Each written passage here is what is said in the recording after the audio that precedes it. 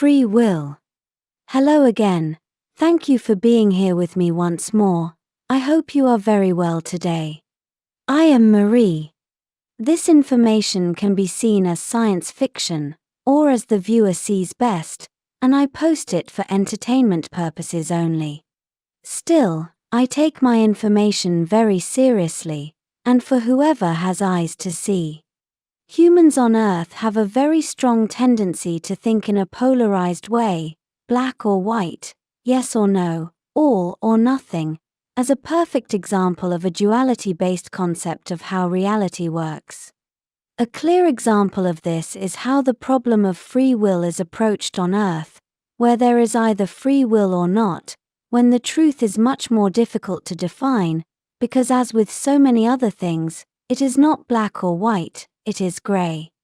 If there is no free will, or there is, depends more on the level of consciousness and awareness of the subject who is studying it, and of the data with which the subject is working.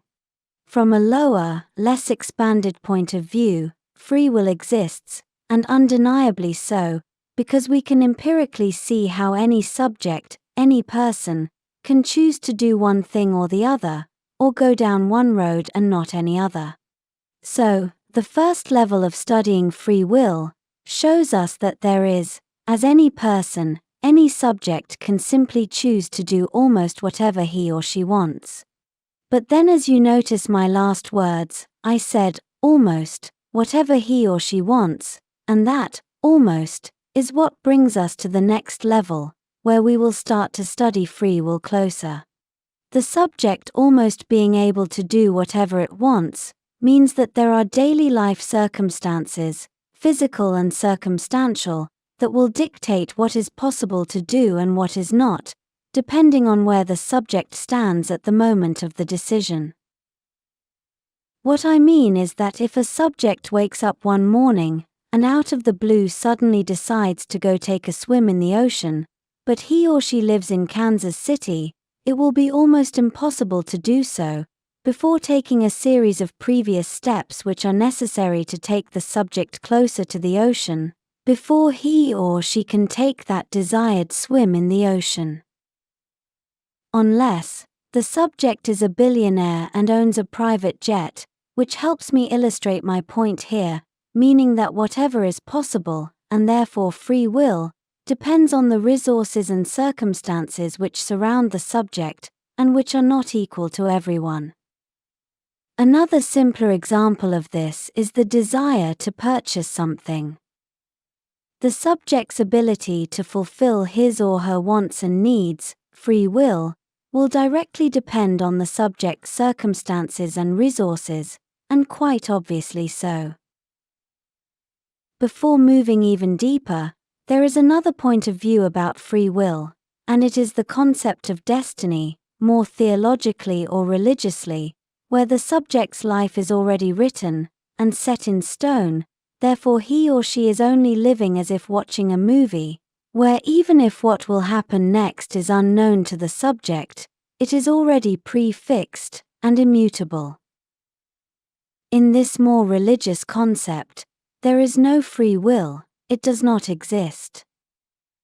This religious concept has a lot of truth to it, but it is not so simple as we will see further on. As it is, it opens up a large can of worms, which causes a lot of controversy, especially when relating this to the concepts of sin and sinning, and of being punished for wrongdoings, because no subject should be punished or suffer consequences for doing things which are out of his or her control. Things which were planned by a higher power, who would be playing the subject like a mere puppet, in a very sadistic and cruel manner, most of the time. As I write this text, the word, sadistic, came up as number 666 of my text here. Interesting, but I digress.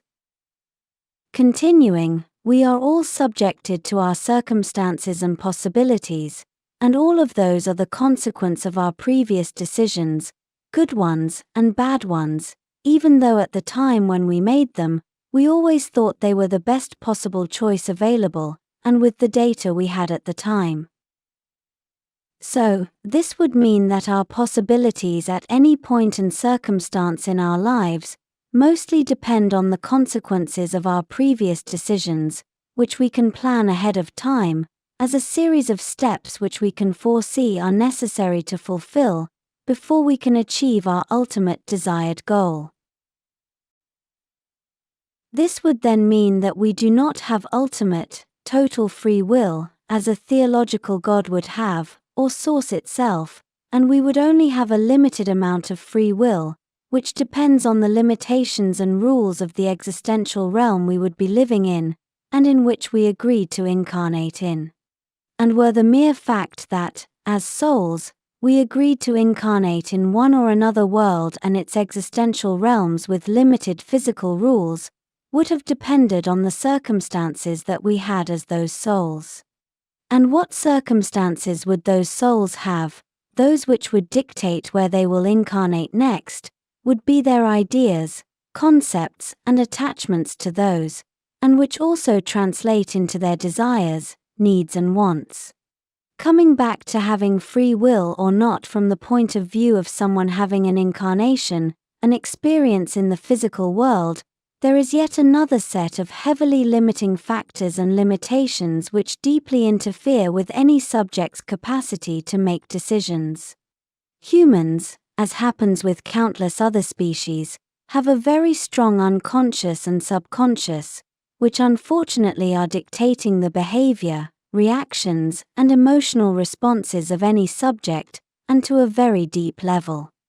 This unconscious and subconscious can be seen as a series, or a set of programmed responses, much like those in a computer, with the algorithm of if, then, else. As in a programmed set of behaviors which arise and are executed automatically, when the right circumstance or trigger appears.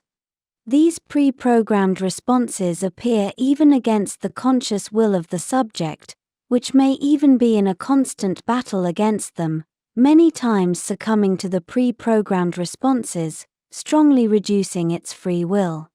Examples of these are triggered emotional responses, or behaviors, which were programmed into the subject's unconscious or subconscious, after repetitive experiences and their outcomes, and which can be very strong, and even more so when those automatic responses were programmed into the individual's body and mind, as a consequence of traumatic experiences, as the post-traumatic stress syndrome illustrates. And where those automatic reactions are very hard for the individual's conscious mind to overcome, or override, again strongly reducing its capacity to have true free will. Even though I used strong examples of pre-programmed unconscious and subconscious responses, our bodies and minds are plagued with countless minor programs, some stronger than others, but that combined also have a very strong impact on our capacity to have free will. All of these we acquire in our lives, as we go along living them, and as part of our normal learning process, where examples of this can be our social responses and programming.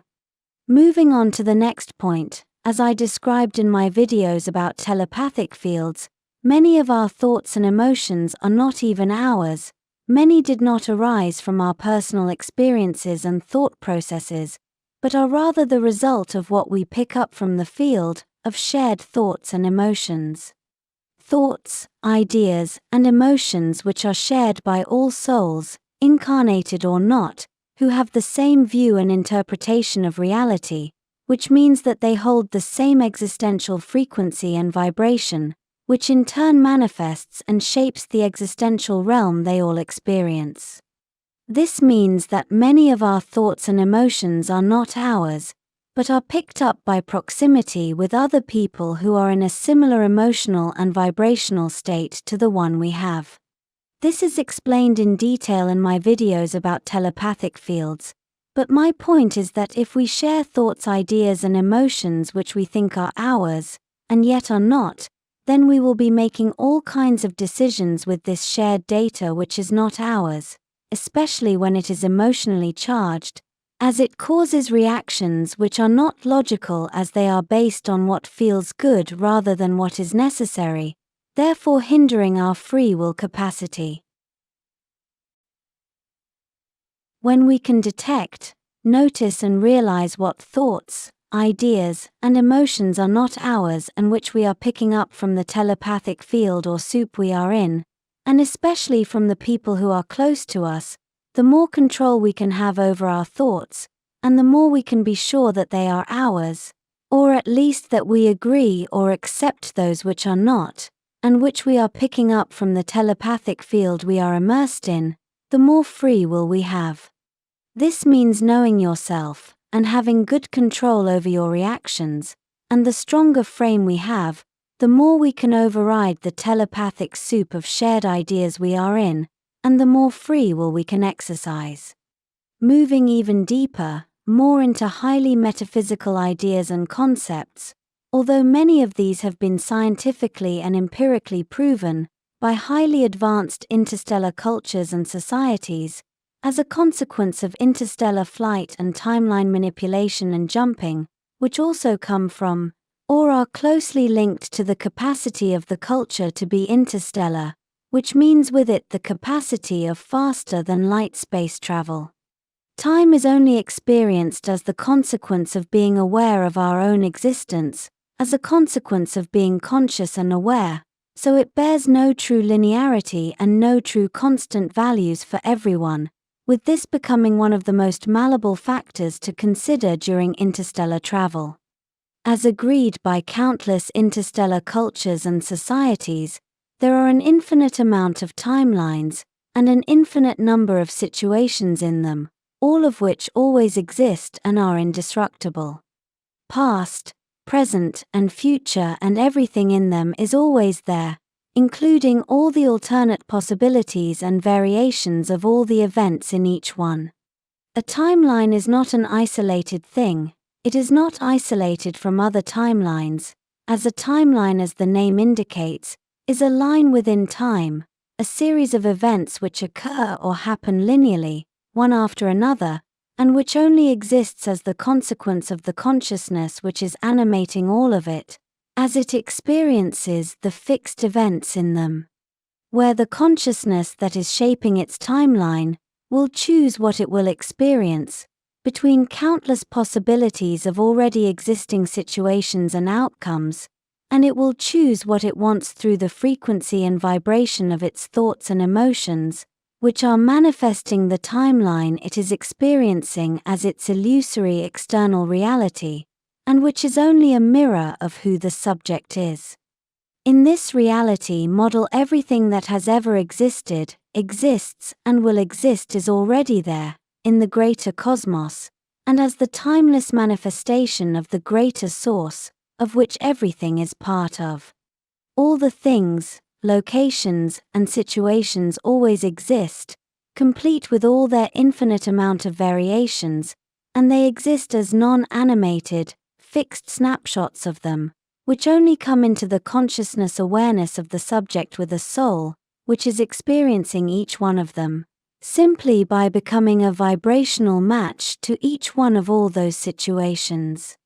All the things, situations, and locations of all the greater universe are always there, and are combined in a sequence by the action of the subjects with a consciousness and a soul, a sequence that forms a timeline, and when two or more souls, or points of attention of source hold the same vibration, which means they share the same agreements, then we have a collective timeline. This means that from the most expanded point of view, the one of source itself, everything always exists simply because the greater source is operating from an all-inclusive, non-duality, timeless point of view. And it is our consciousness and awareness level, how much we know and how much of reality we can see, process and understand, that will dictate how much of all that what already exists, we can manifest into our life experience. This is why spiritual growth is so important, and why stagnation here causes a soul to become trapped in one existential realm, simply because it has grown attached to preconceived ideas, which are the ones who form, manifest and shape the reality such a soul will experience. Observing and studying new, more expanded ideas, and replacing the old with better and more complete ones, is one of the most important parts of being able to grow spiritually and in our level of consciousness, and with it, to be able to take control over what we want to manifest and experience in our lives. Within the most expanded telepathic field we are immersed in, the people who most influence us by sharing their thoughts and ideas we later think are ours, are no other than alternate versions of ourselves, other variants of who we are, and who are living and experiencing what we could call parallel realities. This is because it is them who are the closest to us, vibrationally. After all this, we come up to yet another problem against free will, and it is relative to having a limited incarnation in a physical existential realm, where what our soul planned for its next incarnation, from a point of view of timelessness, therefore being able to foresee what it will experience during its next incarnation, will conflict with the needs and wants of its incarnated self. This problem is explained in detail in my videos about things having a different meaning, depending on which side you are on, between the values of anything and situation as seen from the point of view of a soul which is in the space between lives, and the meaning of the same thing or event, as seen from the point of view of someone alive in a physical biological body. This means that we end up going into the realm of the meaning of suffering, for example, where what a non-incarnated soul wants is that strong, even traumatic experience, to be able to further its spiritual growth through the stimuli of resistance, while the same soul may not want to experience those difficulties and suffering while it is having an incarnation in the physical, in a biological body. This means that the soul of a person plans its next incarnation deliberately, knowing what it will live and experience in its next incarnation, because it is in a state and in a place where time is not linear, therefore it can see and plan ahead, unlike while that same soul experiences while alive. This causes the soul to become some kind of a victim of itself, while it is incarnated in a biological body, and therefore having the illusory idea of linear time. In conclusion, and from my point of view, the amount of free will each one of us has directly depends on the level of consciousness and awareness of each soul, and how congruent it can be with its own frame. It depends on how congruent it can be with itself, and with its personal ethics and values. True and absolute free will would only be achievable at the level of Source, which operates outside of time, outside of distances and outside of duality. In my opinion, there is no true answer to the question if true will exists or not, as it will be different for each subject, for each soul, where some may have more capacity to have free will than others, and that capacity would directly depend on the consciousness awareness and level of understanding of each subject and soul. This is yet another case where you must seek the answer by yourself, and for yourself, and be responsible for that decision and its consequences. This will be all for today.